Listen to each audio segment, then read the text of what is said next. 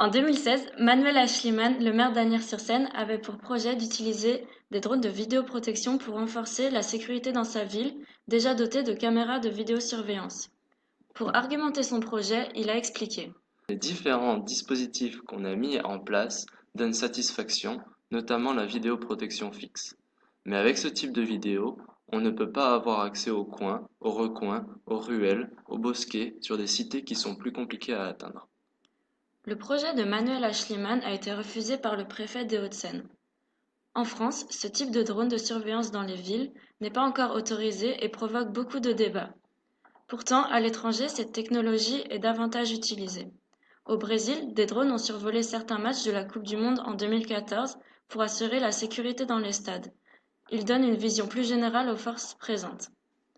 Et dans le monde, d'autres villes sont allées beaucoup plus loin. Le système global de sécurité installé il y a 5 ans par Thales à Mexico est impressionnant, même s'il fait un peu froid dans le dos. 20 000 caméras, des drones, des boutons d'alerte installés dans les rues, des détecteurs de coups de feu, des systèmes de contrôle d'accès automatisés. Mexico est ainsi une des villes les plus équipées en appareils de sécurité. De plus, une forte réglementation relative aux drones existe en Europe. Les toutes premières règles de l'UE relatives à l'usage civil des drones ont été approuvées par des négociateurs du Conseil et du Parlement européen le 30 novembre 2017.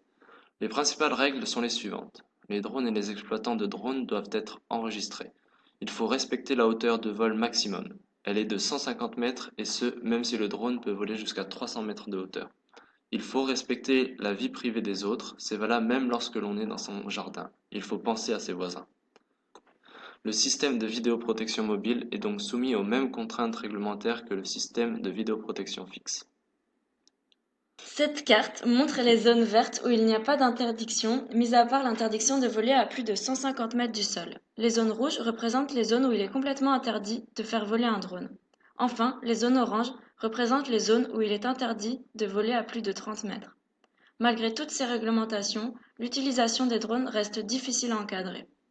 Cette vidéo vous montrera des situations où les drones sont utilisés correctement, contrairement à une situation qui a été réprimandée fortement par la loi.